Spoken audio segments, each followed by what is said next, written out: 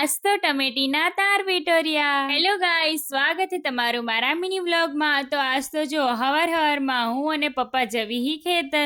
સીમ કે હે ને ટમેટીનો માંડવો કાઢવાનો હતો ને એટલે ખેતર જવી. તો જો વાતો કરતા કરતા આઈ જીઓ ખેતર આવીને મેં મારું કામકાજ ચાલુ કરી નાખ્યું. કાલ હે ને તારની આંટીઓ વાહણામાં કાઢવાની હતી ને ઈ કાઢી હતી, પણ 6-7 રહી ગયા હતા એટલે પેલા તારમાં હીને આંટીઓ કાઢી નાખી. પછી હે ને વાહણા કાઢવાના હતા એટલે હે ને વાહણા કાઢવાનું કામકાજ ચાલુ કરી નાખ્યું.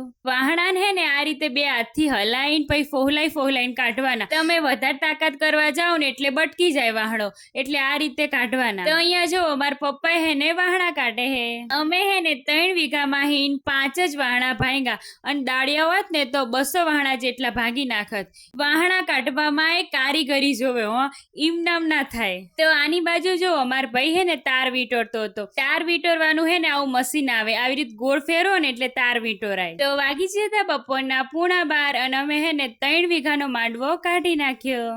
અમાર બાજુના ખેતરમાં કાકડી થઈ હતી ને તે મારા પપ્પા માર હાથું લાયા હતા કાકડી. તો અમે જો કાકડી ખાતા ખાતા વર્યા ઘર તરફ. આ બિસ્કીટીઓ જો 3 પગારો હે તોય અમાર જોડ પાછળ ખેતર આયો. ઘર જતા જતા આ ગોરસ આમલી મળી, તો ગોરસ આમલી ખાધી. તમને ગોરસ આમલી ભાવે કે નહીં કમેન્ટ બોક્સમાં કહેજો. બીજા દિવસની હવાર થઈ, હું મમ્મી અને પપ્પા જવી ખેતર. તો હાલતા પહોંચી ગયા ખેતર આ જઈને ઈ કામ કરવાનું હતું કે વાહણા હે ને 10 કરી અને ભારીઓ બાંધવાની હતી. એટલે માર ભાઈ અને એક દાદા આયા હતા ને દાળીએ ઈ ભારીઓ બાંધતા હતા. અને બીજી બાજુ હે ને જો માર મમ્મી હે ને તાણિયા વાયર કાઢતી હતી. વાહણા તાણીઓ હે ને આ રીતે જમીનમાં ઊંડો મારેલો હોય એટલે ઈ તાર હોય ને ઈ કાઢવાનો હતો. તો જો માર મમ્મી હે ને કોદારી લઈને અહીંયા ખોદતી હતી. કોદારી હે ને માર મમ્મીએ બધા તાણિયા વાયર કાઢી નાખ્યા. તો વાગી છે તો બપોરના 11:15 અને હે ને માર ભાઈએ દાદાએ થઈને ને બધી ભારીઓ બાંધી નાખી. હવે ઈ ભારીઓ હે ને ટ્રેક્ટરમાં ચડાવવાની હતી. તો માર ભાઈએ તો મને બેહાર દીધી ટ્રેક્ટર ઉપર કે લે તું ટ્રેક્ટર હાંકે હે ને પાછળથી હે ને ભારીઓ નાખવી બધી.